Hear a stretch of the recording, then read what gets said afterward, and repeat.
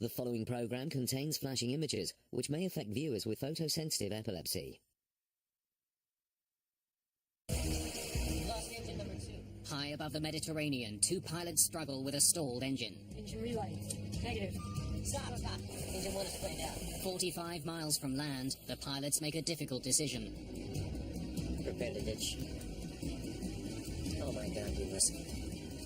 Passengers are forced to make life or death decisions on their own. You don't inflate your vest!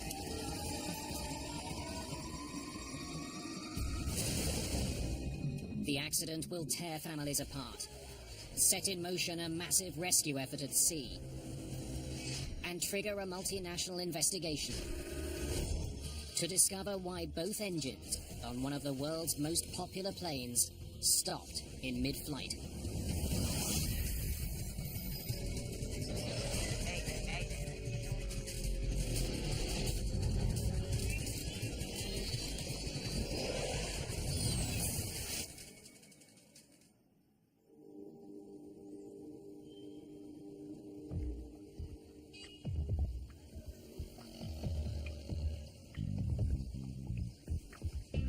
August the 6th, 2005, Bari, Italy. An ancient port town on the Adriatic Sea, where the past meets the present.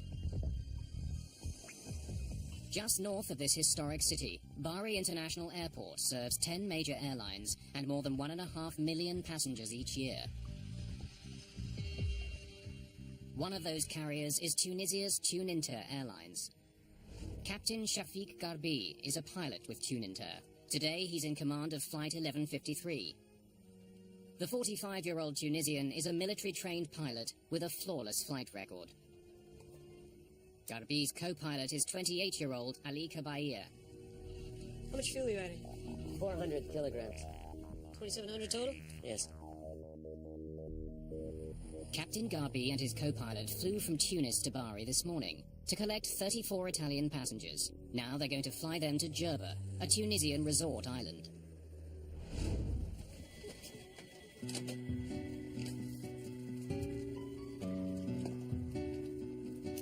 Among the passengers is 31-year-old police officer Luca Squicciarini.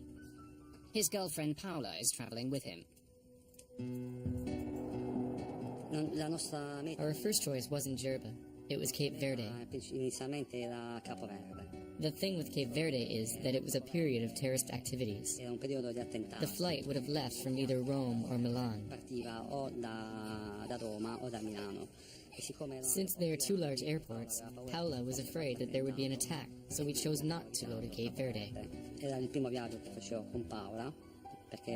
It was my first trip with Paola. We met the previous winter. We had plans to marry the following year. To tighten your belt, pull on the loose end of the strap. To release your seatbelt, lift the upper portion of the buckle.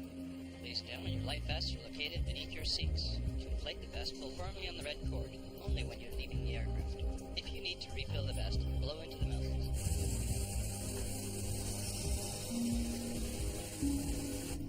Yes, LBB, Flight 1153, permission for takeoff, granted. Roger that. Clear for takeoff. Final prep for departure. The crew is flying a French-made ATR-72. The small turboprop is perfect for short flights. It doesn't need a lot of maintenance or guzzle a lot of fuel. Just after 2:30 in the afternoon, the plane takes off. 49 minutes after takeoff, Flight 1153 is 400 miles away from its destination, Jerba.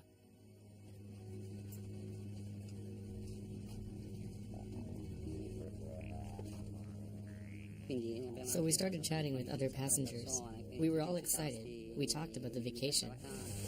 Then, 75 miles from the nearest land, and 23,000 feet above the sea, the plane's right engine stops working. We've lost engine number 2.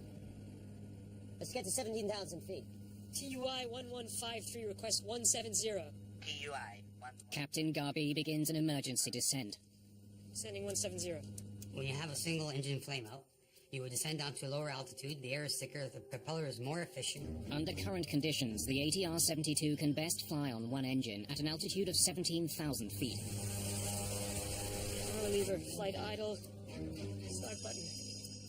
The crew struggles to restart the right engine. Negative. Check. But then, less than 2 minutes after the first engine quits, Stop! Stop! Engine number 1 is flamed out. both of the plane's engines have stopped. Si è spento inizialmente il motore destro.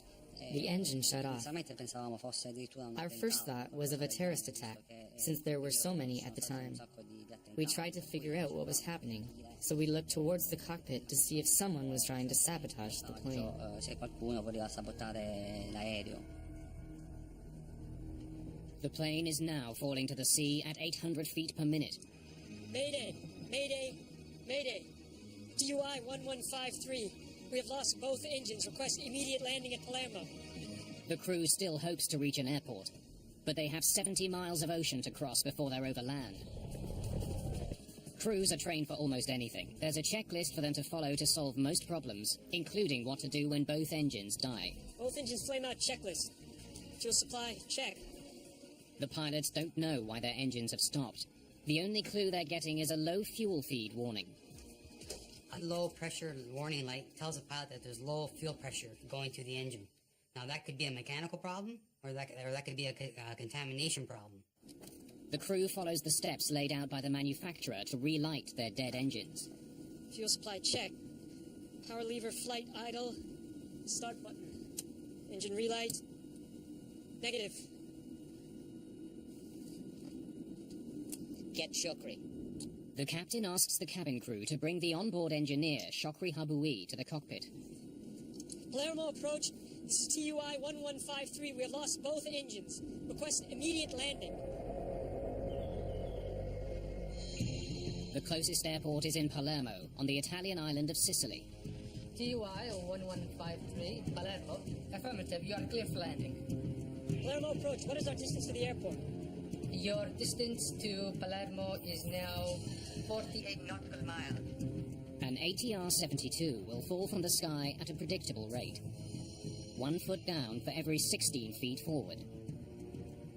48 nautical miles is further than the plane can glide. I don't think we're gonna make it.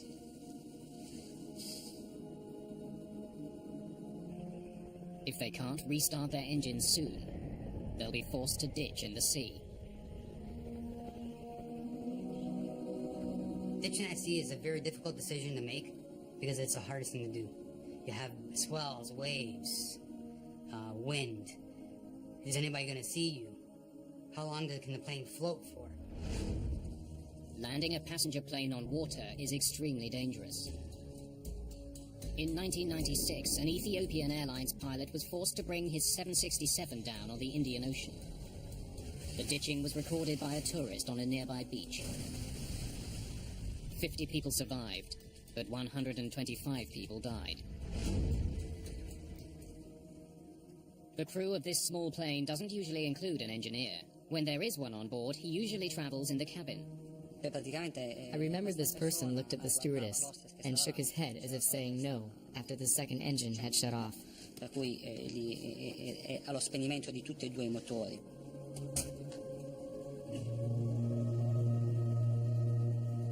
Per cui lì ho capito che stava cercando di fare qualcosa per That gesture showed there was nothing left to do. far funzionare questo aereo, però mi sa. The crew of Flight 1153 has tried all it can. They're running out of time and options. Flight engineer Shokri Habui has joined in the struggle to get Flight 1153's engines started. You've run the checklist? Yes. The captain hopes the engineer will know something that isn't covered by the checklist. Attempt to restart the engines. Right engine first. Fuel supply, check. Engine 2 start, power button, on. Engine relight. Negative. Palermo approach. TUI 1153. Any closer airport where we can land? Negative, 1153. Palermo Airport is the closest airport to your position. We're not gonna make it. Prepare to ditch. Oh my God, we must have. The captain has decided to land the plane at sea. I'll let you imagine the panic on board. People were screaming and crying. Please, stay calm and follow your crew's instructions. There were people in the front seats that had a baby girl. She had been playing and was so excited. To now see the panic in her mother's face made me feel so sad. TUI 1153. What is your fuel load? Cockpit fuel quantity 1,800 kilograms. Captain Garby's fuel gauge shows that he has plenty of fuel. But for some reason, neither engine will restart. Just 10 minutes after the trouble began, the plane is 7,000 feet above the ocean and falling. Outside, it's completely silent. But in the cabin, there's panic. Please remain in your seats with your seatbelts fastened. My first instinct was to undo my seatbelt to prevent getting trapped when we hit the water. I didn't want to be trapped in my seat and go down in a horrible way. Secondly, I put on my life jacket and quickly blew it up. I did this to soften the blow of the impact. Do not inflate your vests until we left the plane. A plane ditching at sea will more than likely fill with water. That's why safety procedures call for passengers to only inflate their life vests once they've cleared the plane. Otherwise, they could become trapped inside the flooded fuselage and drown. In the Ethiopian Airlines crash, many passengers ignored this advice and drowned after surviving the initial impact. Negative.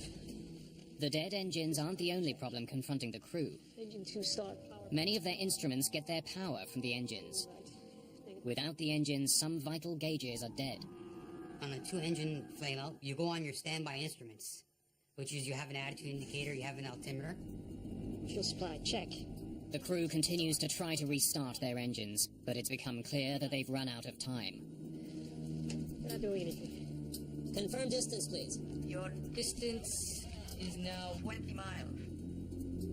Boats. I see boats. Choosing to ditch near a ship or a vessel is not written in any checklist. It's just good airmanship because the rescue can start immediately and it increases your chances of survival. Palermo approach. It's TUI 1153. We can't make it to the airport. We see 2 boats on the left side. We're going there. If you can, please call. Captain Garby turns his plane towards the boats. Can you send helicopters or something similar? Fast, fast, fast. Emergency. All marine units, aircraft in distress, 20 nautical miles of Palermo. Even before the plane hits the water, rescuers are on their way. Autopress. Dump. Although it's a rare maneuver, there is also a checklist for ditching a plane in the water. Now, full close. Before ditching, the crew ensures all landing gear is retracted to help the plane land more smoothly. Landing gear lever up. When pilots ditch, they want their airplane as streamlined as possible so that it glides across the water when it hits. Pilots must not only monitor the systems on the plane, they also have to assess conditions at sea. They don't want to hit a wave head-on. If you hit perpendicular to the waves or swells with the aircraft, it's like hitting concrete. The plane will break up. Passengers can see what's coming. I was hanging on tight to the seat in front of me, and through the window I could see the impact was imminent. The crew is 700 feet above the sea. You with me, Ellie? Huh? Careful. Shockery, ready? Ready. Here we go. There's another gun.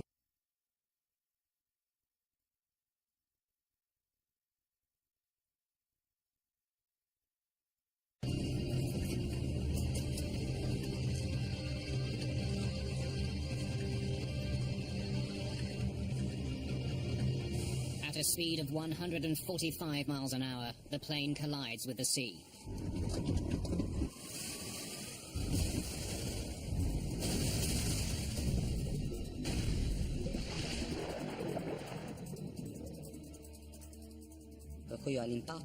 I lost consciousness.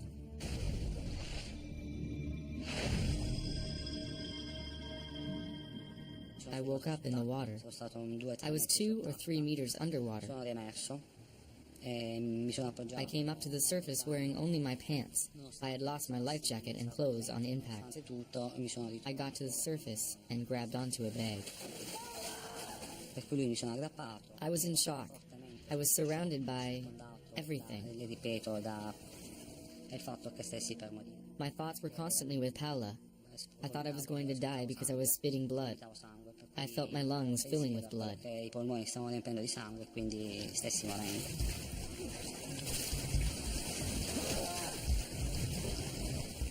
Captain Garbi survives, but has been seriously injured. Co-pilot Ali Kabair has also survived, but flight engineer Shokri Haboui is killed. No one aboard the nearby boat saw Flight 1153 crash into the sea. The plane has broken into 3 pieces. The tail section and much of the fuselage sink to the bottom of the sea. But the largest section, containing the 2 wings, stays afloat. It becomes a makeshift life raft for survivors. But not all of the passengers have survived. Many haven't made it out of the plane and to the surface. Helicopter pilot Stefano Borigana is one of the first to arrive at the scene. The approach control asked us if we were aware of ditched aircraft out of the coast of Palermo, and if we were able to help them to locate the airplane. When we approached the airplane, we could see the wings floating.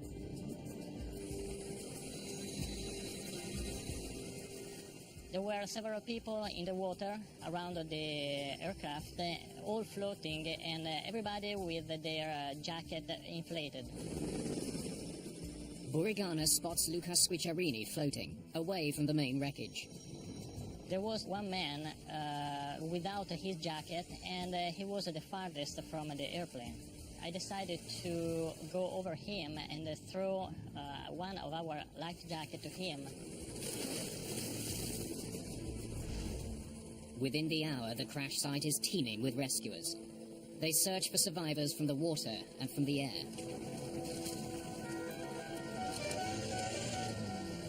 23 people are pulled from the Mediterranean Sea. But 16 have died in the crash, including Paola Di Ciaola.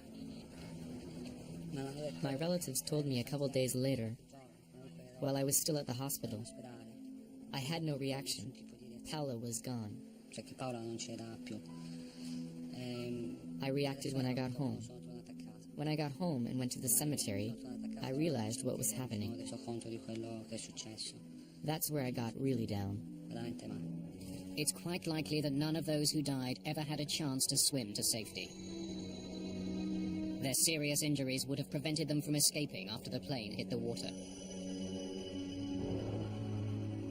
In this accident, most of the survivors were seated in the rear of the plane. Most of those who died up front. Those sections, along with some valuable clues, are now at the bottom of the sea. The one section that didn't sink is towed to the port in Palermo and taken to a nearby hangar.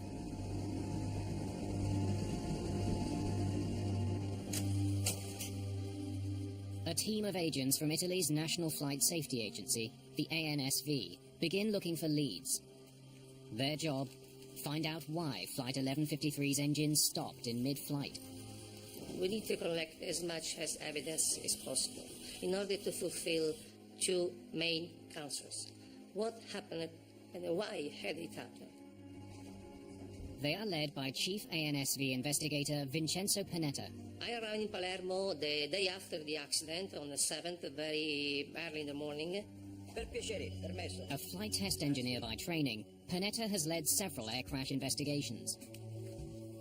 The engines and central fuselage of Tuninter Flight 1153 have been recovered. The rest of the plane lies somewhere off the Sicilian coast. The main challenge of the investigation was the fact that the flight recorder and the cockpit voice recorder and also the front fuselage were 1,500 meters under the sea. While the Italian Navy conducts a deep water search for the rest of the wreck and the crucial black boxes, Italian investigators are given some assistance by the plane's European manufacturer. ATR's Giuseppe Caldarelli is here to find out if there's a flaw with the company's plane. Anytime there is an accident, and also one people die, for me, is a big accident. Worldwide, hundreds of ATR-72s cross the skies each day. Those aircraft have a very sound structure and robust systems, and are very cost efficient. Together, Panetta and Caldarelli set out to find why both engines on such an advanced airplane died in mid-flight. TUI 1153. We have lost both engines. Before it happens again. Captain Garvey, how are you? I'm getting better, thank you. Investigators want to know what happened in the cockpit of Tuninter Flight 1153 when the engines died. Without the cockpit voice recorder, they must rely on the recollections of surviving passengers and crew members. The main cause of double engine failure could be a lack of fuel. But according to Captain Shafiq Garbi, lack of fuel was not the problem. What were your fuel readings? The fuel quantity indicator said 1,800 kilograms of fuel. What is your fuel load? Cockpit fuel quantity 1,800 kilograms. Fuel supply, check. Was there any warning that you were low on fuel? There was definitely no low fuel warning. Just a low feed pressure light. The absence of a low fuel warning and the presence of a low feed pressure warning is a major clue. This set of alarms usually indicates that there is a problem in feeding the engine with fuel. Since the plane's gauges indicated that there was fuel on board that did not get to the engines, ATR's Giuseppe Caldarelli looks for flaws in the fallen plane's fuel delivery system.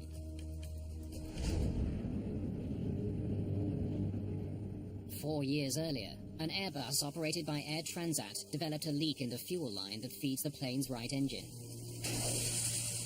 Over time, the plane leaked all of its fuel and both engines failed. The pilots were forced to glide their plane to an emergency landing.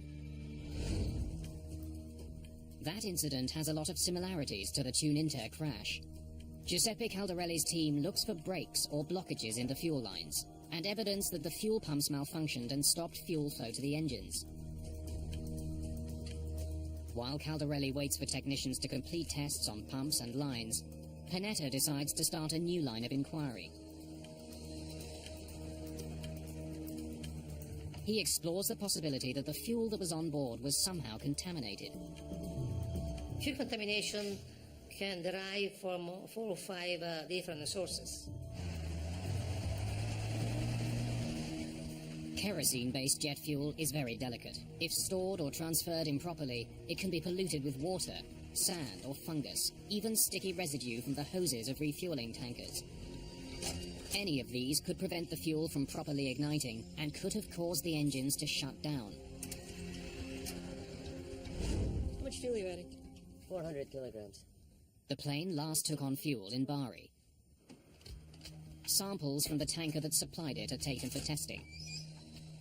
Panetta needs to prove that one of these contaminants got into Flight 1153's fuel, prevented combustion, and caused both engines to fail. Sediments can be transferred from the tanker truck to the aircraft. So the fuel filter can be clogged, and so the engine can have some problem. Technicians remove the truck's fuel filters to look for evidence of contamination. Hoses and couplings are swabbed for sticky residue or colonies of microorganisms and submitted for testing at an Italian Air Force laboratory. The fuel is filtered for minute particles suspended in the fluid.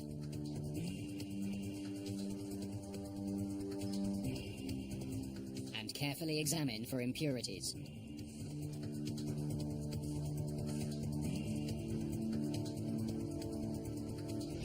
The truck's filters are also inspected for residue or sediment from the tanks. Meanwhile, in Palermo, Caldarelli and his technicians have completed tests on Flight 1153's fuel lines and pumps. The tests are thorough, the results conclusive. The fuel feed line were okay, were no leak. If the fuel delivery system was working, and the two pilots remember having ample fuel, then why had the engines failed? When test results from the Bari fuel tanker come in, they too are conclusive. The fuel filters, hose couplings, and tanker fuel at Bari Airport are clean. So fuel contamination as a source of double engine flame out was then excluded. At this point, the investigators still don't know what caused the downing of Tuninter Flight 1153. But something has been eating at Panetta. If the plane was filled with fuel, and since the fuel is stored in the plane's wings, why did the wing section float? Floating on the wing indicates that the weight of the wing was not so high. We have been told by ATR that if the amount of fuel that was supposed to be into the wing, around 2,000 kilograms, were on the fuel tanks, the wings maybe would have not been able to float. Panetta suspects the plane didn't have as much fuel as the pilots thought, but he doesn't know how that could be. 2 weeks into the investigation, Panetta gets an important lead in the case. After 2 weeks of the event, we received some technical documentation from the aircraft operator. According to the logs, Captain Garbi flew the same aircraft the day before the accident. After that flight, he reported a problem with his fuel gauge. When he left the aircraft the day before, he reported that the right display float indicator was out of service, so it needed to be replaced. The Fuel Quantity Indicator, or FQI, is a gas gauge that tells pilots how much fuel is left on board. The lights on the FQI were malfunctioning, and Captain Garbi made a note of this in the maintenance log. We were able to see that the fuel quantity indicator was changed the day before the event. The maintenance log raises the possibility that the FQI that the mechanic installed was not the right one for the plane. It doesn't seem to have the right model number. Tuninter flies two models of ATR aircraft, the ATR-42 and the larger ATR-72.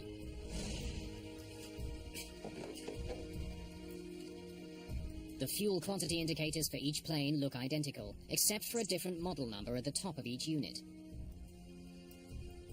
The ATR-72 should have a model number 2500. But according to the logs, mechanics installed a unit with the model number 2250 instead. Tuninter's maintenance logs offer a valuable clue. But for Panetta, there's no definitive proof that the wrong fuel quantity indicator was installed on the plane. It could have been a mismatch in that aircraft documentation, so we need to prove that. There is only one way to know for certain whether Flight 1153 had the right fuel quantity indicator. Go find it at the bottom of the sea. We need, of course, to recover the wreckage from bottom of the aircraft to physically see what was the fuel quantity indicator installed on the aircraft. Not until 3 weeks after the crash do investigators recover wreckage from the sea. The data from the plane's black boxes confirms what the pilots have been saying. There was no warning of low fuel, so there appeared to be enough fuel to make the flight. The black boxes can't solve this mystery. Investigators hope that the tail and front section can. They are hauled aboard a naval vessel from the sea.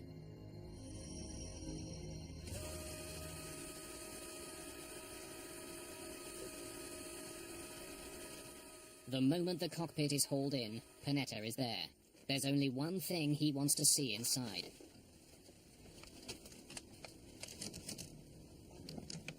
So when the wreckage was recovered from under the sea and put on the ship deck, I realized that, as a matter of fact, a fuel quantity indicator for an ATR-42 was installed.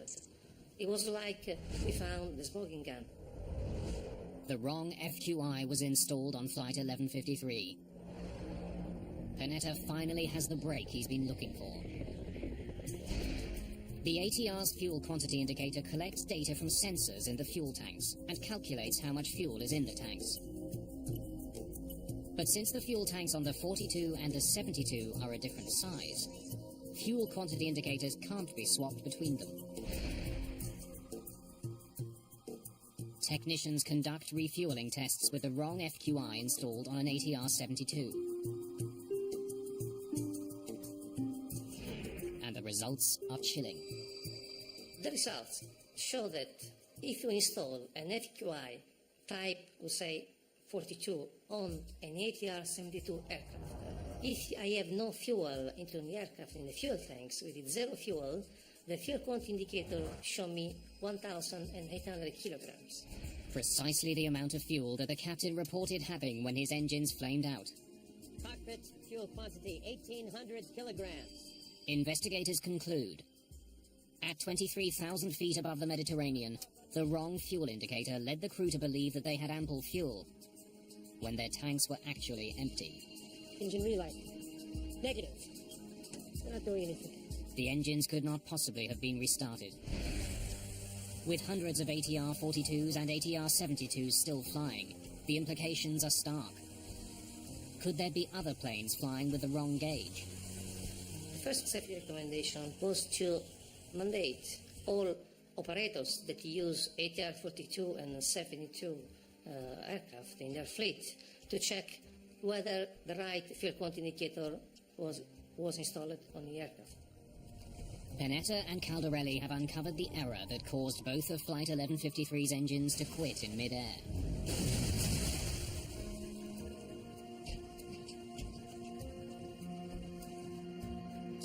But the case isn't closed. Standard flight procedures should have uncovered the error before takeoff and prevented the disaster.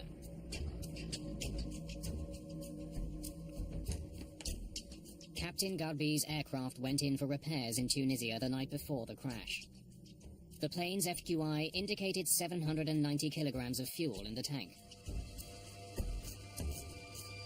After the new fuel quantity indicator was installed, it showed that there was almost 4 times as much fuel on board, 3,100 kilograms.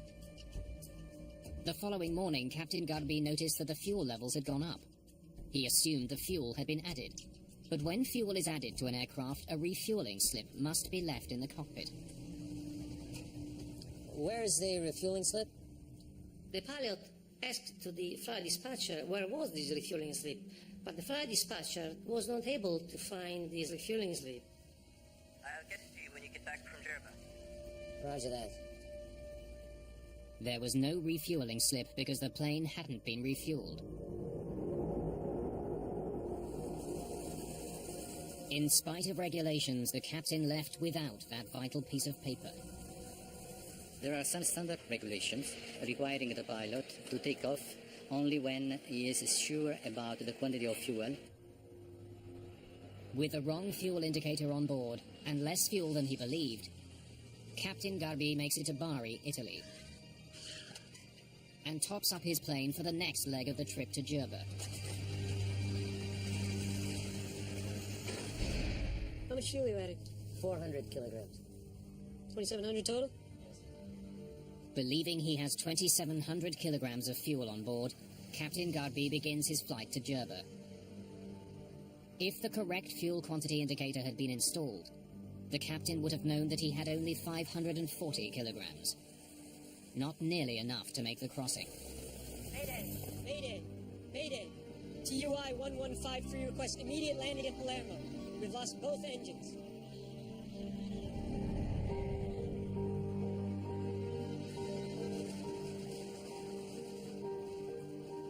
Panetta's investigation comes to a close. He draws up his final report. His colleague, Giuseppe Caldarelli, voices a bold view. Even with no fuel and dead engines, Flight 1153 could have made it to land. The aircraft was in a position that allowed to reach Palermo. TUI 1153. Caldarelli wonders if the pilots did everything they could have to get the plane safely to Palermo. TUI 1153.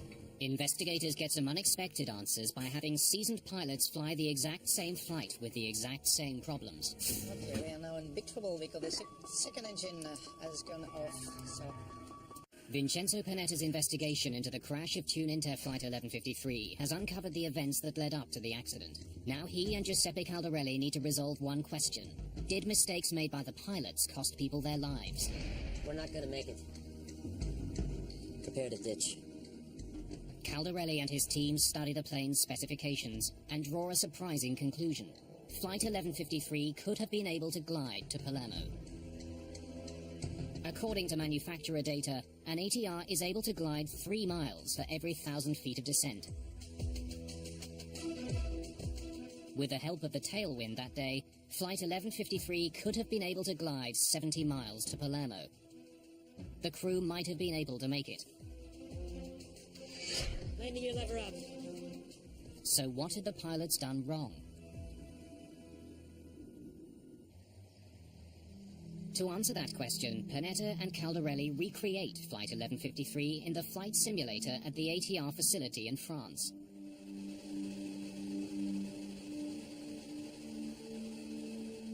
Test pilots try to glide an ATR-72 for 70 miles from the altitude at which Flight 1153 lost its second engine.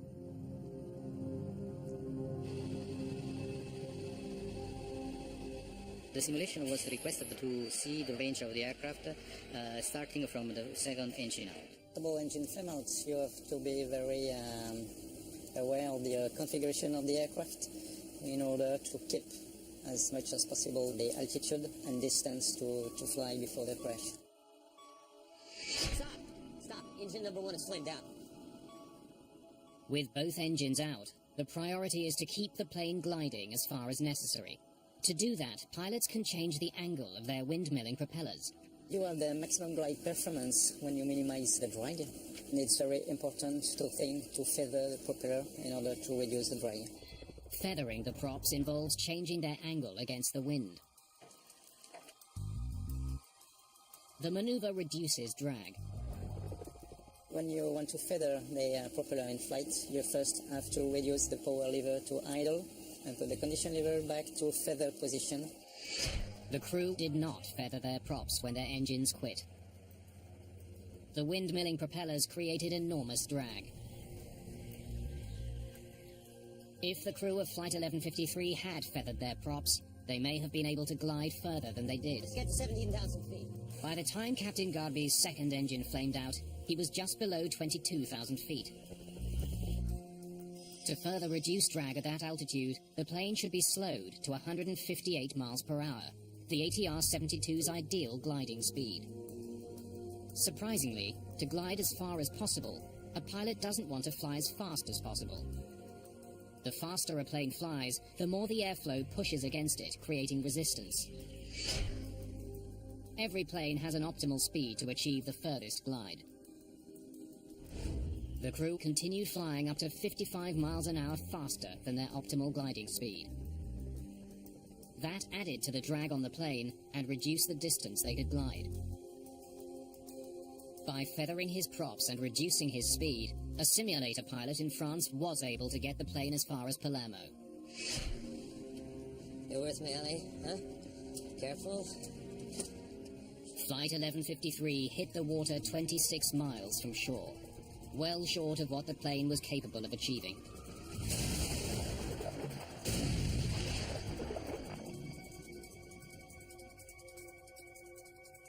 The simulation confirmed that the crew might have been able to make it to land. It was theoretically possible to reach the coast, but it was also very difficult to achieve that result. Simulator pilots had one big advantage over the crew of Flight 1153. They weren't in a life-or-death situation, and they knew they had to glide instead. Fuel supply, check. But Captain Garby didn't know he was out of fuel. He didn't think he'd need to glide to Palermo. Garby focused on restarting the engines instead. Feathering the props isn't part of that procedure. If the captain had known he was out of fuel, he might have acted to maximize glide instead. Once he realized that his engines wouldn't start, his focus was on trying to find a place to ditch the plane. Captain Garby also had to contend with a lack of instruments, as well as radio interruptions. What is your fuel load? Cockpit fuel quantity, 1,800 kilograms. Most importantly, Captain Garby had the lives of his 34 passengers to consider. Of course, it's much easier to cope with that kind of situation on the simulator, because if you do wrong, if you crash the aircraft, you have the magic button, right, reset, everything is okay again. And that's very different in the real life with passengers behind and when it's your life. Your distance is now 20 miles. We're not going to make it. The simulation highlights the importance of proper training to deal with unlikely situations, such as a twin-engine flameout. In aviation, it's a very rare event. Vincenzo Panetta's report urges airlines to train their pilots how to ditch without engine power. Better pilot training is just one of 17 safety recommendations in the accident report. Perhaps the most important, that ATR redesign the fuel quantity indicator. In order to prevent a fuel quantity indicator type 42 on a 72 aircraft and vice versa. To prevent mechanics from installing the incorrect part.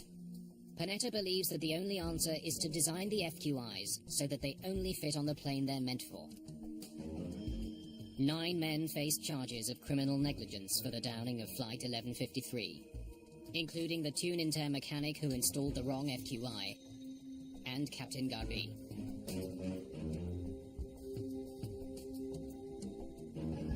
I'll get it to you when you get back from Gerba. Roger that. There is no single cause of the accident. This accident, like many other aircraft accidents, was determined by a series of action, a series of events linked one to each other. È inaudita una cosa del genere. This is unheard of. E avrei accettato di più se si fosse rotto un motore. I would have accepted the engine breaking or a window shattering. But to have people die because of a lack of fuel? Persone perché manca di carburante su un aereo. Attempt to restart the engine. The crash of Flight 1153 was caused by a series of grave errors on the ground and in the air. But the flight data recorder does show that the crew's last move before hitting the water was absolutely perfect. Here we go. According to the available evidences, the flight data recorder and also some statement released by the crew that survived, the aircraft touched the sea first with the rear part of the aircraft at an altitude which is compatible with the optimum pitch altitude of the aircraft, which is 9 degrees. Captain Garbi raised the plane's nose up to 9 degrees at the last possible moment. So instead of ploughing into the sea, his plane glided along the surface of the water. The maneuver likely saved lives by allowing more passengers to escape the ruined aircraft. His flying may have prevented this accident from becoming an even greater tragedy.